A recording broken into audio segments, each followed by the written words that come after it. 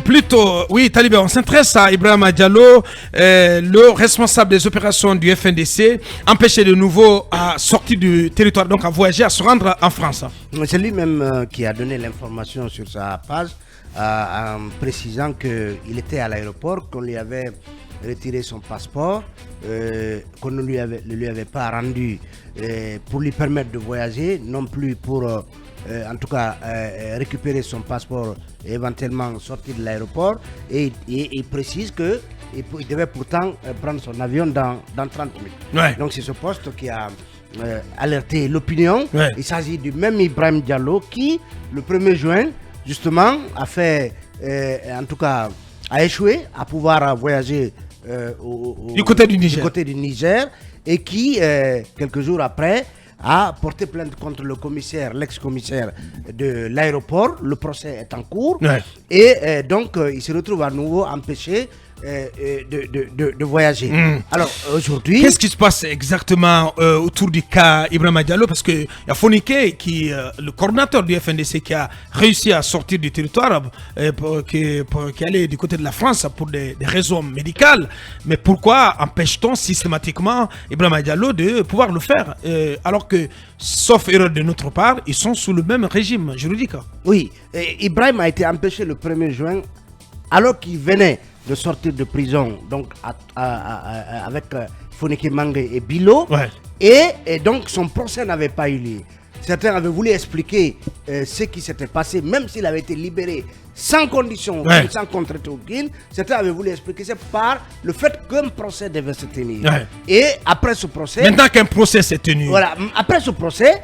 et que non-lieu, en tout cas, un acquittement, oui, au terme de la procédure en première instance, même s'il y a un appel, mais c'est après ce procès justement en première instance que Fonike est sorti. Oui, pourquoi donc, pas Ibrahim? Voilà, donc il y a eu un procès qui les a donc acquittés. Ouais. Et finalement, Fonike sort.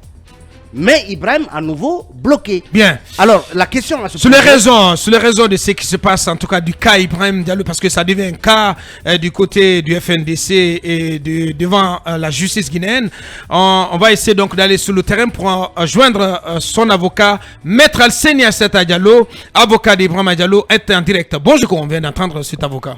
Non, mais moi je ne sais pas le seul dossier que Maître Alseni Aissata a défendu et qu'il est sorti gagnant parce que cette procédure... Oui, attendez s'il vous plaît. Oui, parce non, que... il ne s'agit pas de... Non, non, oui, parce que cette procédure-là, moi j'ai l'impression que c'est lui qui n'a pas effectué les bonnes démarches, il n'a pas conseillé très bien son client qui était frappé par une décision d'interdiction de sortie du pays depuis 2022 qui n'a pas été rapportée par le procureur, il ne l'a pas signifié et Ibrahim continue de se cogner contre le mur chaque fois qu'il décide. Moi je pense que le minimum à faire, parce qu'on est, on est en 3 là, le minimum à faire c'est qu'il faut se battre pour avoir cette réquisition, cette nouvelle réquisition, donc qui rapporte la première et que ce document soit parte à l'aéroport. Mais absolument. Pour sinon, il ne sortira pas. Mais pour le moment, les commissaires, oui, je sais. Il y a la mauvaise foi. Au plan juridique, attention. Au plan juridique, je pense que l'avocat n'a pas effectué les bonnes démarches et que les commissaires au niveau de l'aéroport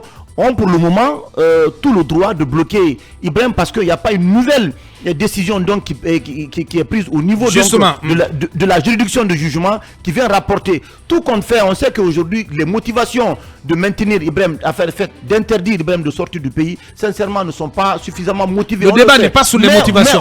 Mais au plan juridique, je pense qu'il y a des problèmes. Bien. Et c'est à l'avocat d'Ibrahim de lever ses contraintes. De mener donc les bonnes démarches pour que le procureur signe cette nouvelle réquisition qui permet à Ibrahim de sortir du pays. Bien, Manu, oui. Franchement. Oui. Moi, je pense Manu, on va aller très rapidement. Premièrement, moi je constate ici une lenteur dans la démarche de l'avocat et d'Ibrahim Diallo.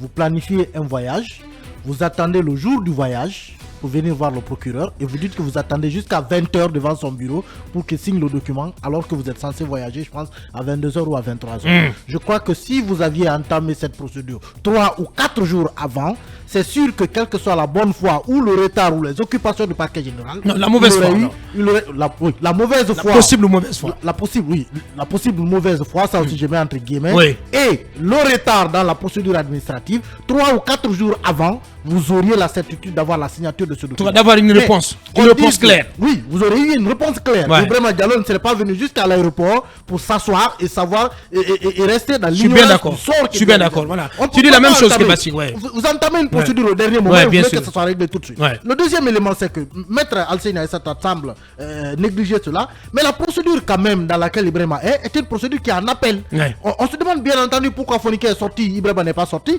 parce que les deux ne sont pas concernés, ils ne sont pas frappés par la même décision. Effectivement. La décision d'interdiction de sortie du territoire concerne Ibrahima Diallo et Biloba, pas Fonikè. C'est Ouais. pourquoi Fonikè a pu partir. Bien. Maintenant, Ibrahima Diallo, étant donné que lui est frappé déjà d'une interdiction de sortie du territoire et qu'il est dans une procédure qui est en appel, encore une fois, une procédure en appel, ça ne veut pas dire que la décision en première instance, elle est tout de suite appliquée. Non, dès qu'il y a Non, il ne peut pas appel, être appliqué. dès qu'il y a appel, automatiquement, et le jugement C'est et la suspensif. décision Ouais. de la première instance sont automatiquement suspendus. Ça veut dire qu'on considère à date que l'affaire n'est pas encore vidée. Parce que la cour d'appel doit la réétudier Ouais. dans tout son fond et dans Effectivement. toute sa forme Bien. pour prendre une décision. Ce qui veut dire que s'il y a une décision d'interdiction de sortie du territoire qui frappe Ibrahima Diallo par rapport à ce dossier, même s'il est en appel, Ibrahima Diallo ne peut pas voyager tant que le procureur n'a pas donné l'autorisation qu'il voyage. Et pour ce qui est du commissaire spécial de l'aéroport, c'est clair aujourd'hui qu'on ne peut pas lui en vouloir. Une décision a été prise.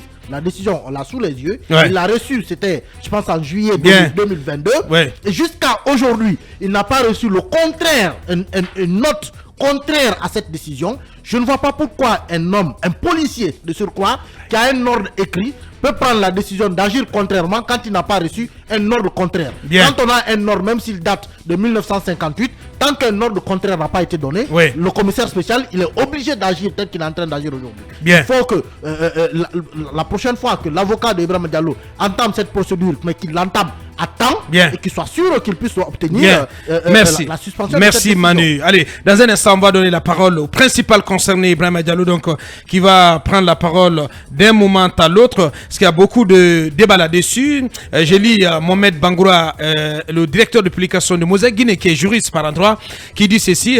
Bonjour, le problème c'est que les réquisitions n'ont jamais été montrées. La lettre dit, j'ai l'honneur de vous transmettre pour exécution les réquisitions, mais vous l'avez vu, on ne voit pas les réquisitions, c'est juste une lettre de transmission et non pas les réquisitions. Où sont-elles passées? Il se pose la question. Allez, c'est autre aussi maître Fodé Kaba Chérif, grand avocat, qui dit ceci. Manu fait une analyse lamentable. La décision s'impose au commissaire et les effets de la première réquisition se dissipent automatiquement. L'appel n'empêche pas le droit de se mouvoir si le prévenu est libre. Voilà, beaucoup de réactions là-dessus.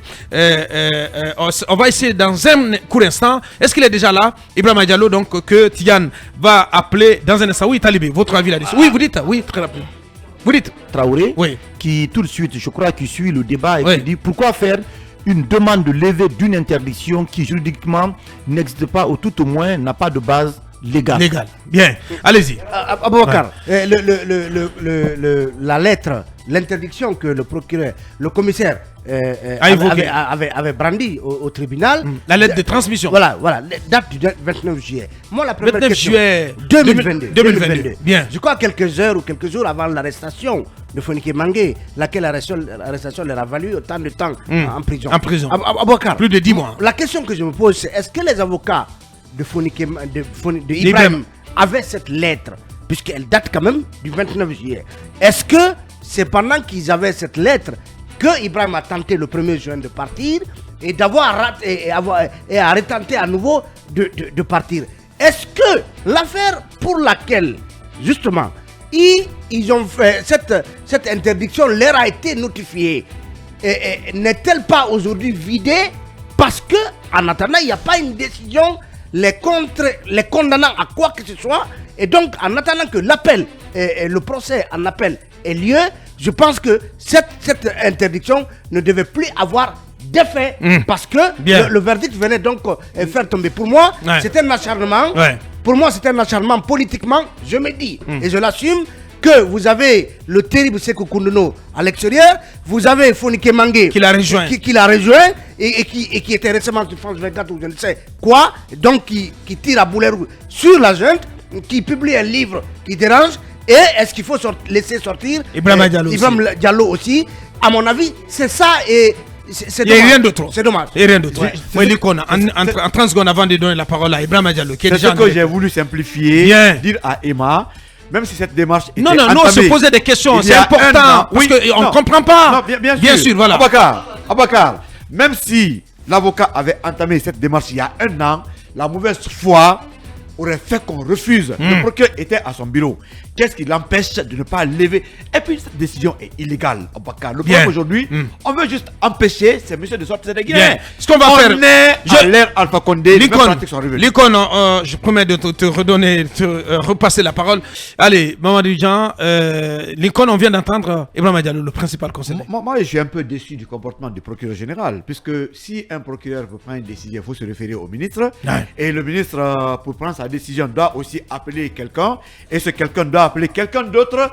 Nous sommes dans Pas là-bas, il Bien. s'assume pas. Parce que laisse-moi Bien. continuer. Oui. C'est-à-dire, c'est le schéma dans ce pays. Alors aujourd'hui, le ministre de la Justice devient la justice. Ouais. Les Ce procureurs qu'on sont peut pas noter, libres. ce qu'on peut noter, Lincoln, quand on écoute le récit de l'avocat et d'Ibrahim lui-même, c'est que jusqu'au moment où il se rendait au bureau du garde des Sceaux, le PG, Yamoussa Konté, semblait être de bonne foi pour signer ce document, parce qu'il a été élaboré par son avocat et l'avocat général. Oui. Bora, les deux ont travaillé sur le document et ça a été revu par le PG lui-même. Et avant de prendre la décision, la dernière décision, il fallait qu'il se réfère. Abakar. Et à son retour, il ne veut plus signer ce document. Abakar, sur Je pense l'honneur, que c'est important de noter cela. sur l'honneur, j'ai failli anticiper. Mais tout le monde aurait dit dans ce studio que certainement... Que c'est un acharnement contre un Charles acharnement White. contre Charles. Mais moi, j'ai compris, avec le déroulement de cette histoire, Ouais, ouais. que le procureur... Quand on suit quand même le film des événements d'hier, Mais Yamoussa Konté n'est pas libre, tout le monde le sait. Ouais. C'est le petit de Charles. Tout le monde savait ouais, que... mais il n'est pas quand même son valet. Non, mais bien Il sûr. n'est pas son valet. Non, bien sûr. Ouh là là. Abakar, on doit mettre des... Vous savez, ils vont dire que les procureurs, peut-être, c'est le ministère public, mais c'est aussi des magistrats. Ouais. Si un procureur doit se référer chaque fois, en tout cas à son ministre, pour prendre une décision, mais son ministre, qu'est-ce qu'il fait? Mais on est dans ce schéma, dans ce pays. Ouais. On est tous tenus par un seul homme. C'est-à-dire, même pour prier, il faut appeler ce homme. C'est ça aussi la réalité. Mais, Abakar, pour prier. la justice... Donc même a pour pris un manger coup. désormais, il faut Mais- se référer. Mais bien sûr, parce que quand vous appelez Mori Kondé, il va appeler son ministre appelle son président, ainsi de suite. Mais on est dans ça. C'est un acharnement contre ces citoyens de la République. Ouais, ces activistes de Guinée la société continue civile. à prendre le coup à travers ces images. Monsieur le Président, prenez vos dispositions. Bien, Sinon, ouais. vous enterrez ce pays parce que on a dépassé le temps d'Alpha Condé. C'est encore pire que sous le dernier temps Bien. d'Alpha Condé. Merci, Franchement on se parlant. calme, Lincoln. Non, c'est Allez-y, ça. Mamadou Diallo. Ramenez Alpha Condé, c'est mieux. Franchement. Non, Mais bien s'il sûr. te plaît. En termes de justice, S'il te plaît. mais quelle est la différence S'il te plaît. entre la dernière époque d'Alpha Condé et ce qui se passe aujourd'hui? Bien, on Ces se calme. questions-là. On se calme, Quand Lincoln. même. Allez-y, Mamadou Diallo. Non, c'est simplement... Regrettable. Oui, c'est regrettable. On est dans un univers kafkaïen parce que vous êtes là, parfois vous ne savez même pas pourquoi vous êtes convoqué devant un juge. Le juge aussi ne peut pas prendre des décisions, il faut qu'il se réfère. Ouais. Donc il y a cette lourdeur administrative, vous savez déjà. Finalement, vous êtes dans le système... au final, vous êtes broyé. Ouais. Donc c'est ça et c'est regrettable. Et c'est dommage. Et il y a, et ça relance aussi la question de l'indépendance de ces procureurs vis-à-vis du ministre du garde des Sceaux. Bien. En France, la Très question important, ouais. continue de se poser parce Ouais. que si toujours... Ouais. il Parce que faut- si un PG quand même, Voilà. du haut de cette fonction importante, s'il ne peut pas signer un simple document administratif et sans se référer C'est à ça. son ministre, à la tutelle, il y a un problème. Très Il y a un- grave. il y a un Et- sérieux et- problème. Et ces ministres aussi, C'est dommage, il faut qu'ils se sincèrement. réfèrent Oh là. au Non, monarque. pas forcément. Non, mais pas forcément. mais- Aboubacar, Non. Moi, je ne veux pas aller jusqu'à croire. Non, attendez quand même. Aboubacar. Non, attendez. Je On vous va, dis.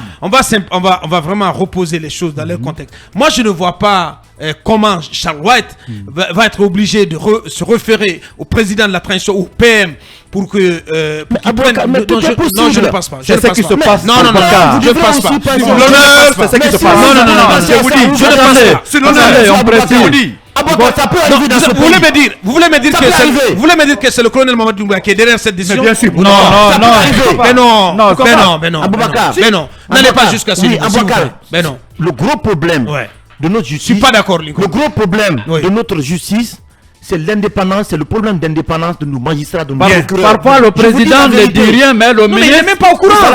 Il n'est même pas au courant. Mais bien, il est au courant. Non. Parce que il est au courant. Parce que c'est le patron du Conseil supérieur de la magistrature. Il est au courant. C'est sa justice. Ouais, il faut que je donne la parole aux trois autres. Manu, Talibé. Mais je vais rapidement s'il te plaît, en 30 secondes. S'il te plaît, Aboubacar, ce qui s'est passé. Le récit que Ibrahim Diallo vient de faire dénote qu'il y a des problèmes. Il y a de graves dysfonctionnements au niveau de notre appareil judiciaire. Bien sûr, je ne peux pas comprendre quand même que des procureurs sont obligés de se référer à un ministre pour prendre une décision administrative concernant une telle situation. Sincèrement. C'est dommage. C'est regrettable. C'est une mauvaise c'est image triste. qu'on est en train de vendre vraiment de côté de la Allez-y, Mamadou. Sincèrement. Bien, allez-y, Mamadou. Quand je regarde un peu la portée politique de l'autorisation qu'on donnerait à Ibrahim Diallo, qu'il sorte du pays et qui va aller former le trio avec Fonike Mange et Koundounou à l'extérieur pour intensifier leur pression médiatique et, si vous voulez, diplomatique sur le régime en place, entre justement cette portée politique et la petite visite du procureur chez le ministre Charles Wright, alors qu'en amont il était prédisposé à signer le document. Je suis d'accord. Je tire la conclusion que c'est du politiquement calculé, politiquement décidé, en attendant justement que celui chez qui on va prendre les derniers ordres se rende compte que ça fait une mauvaise pub à la Guinée et qu'on remette les choses dans l'ordre. Mais je vais vous dire quelque chose. Quand vous dites, il y a certaines situations qui se passent, on ne peut pas imaginer que le président donne l'ordre, qu'on se réfère au président.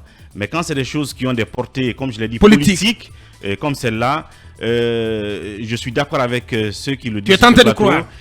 Ça remonte jusqu'au président et c'est lui qui peut dire faites ci ou faites ça. Mais comme il n'y a pas d'acte officiel, on ne peut pas le lui imputer officiellement. Bien. Mais je peux vous dire que même dans les cas, c'est bien possible. Que même dans des dossiers concernant des médias, à un moment donné, des ordres viennent d'en haut. On vous dit faites ceci ou bloquez tel dossier ou bloquez tel dossier. C'est notre pays, on sait ce qui se passe. On n'est pas des nains, on n'est pas des aveugles. Nous savons ce qui se passe dans les coulisses. Bien. Talibé, avant Manu.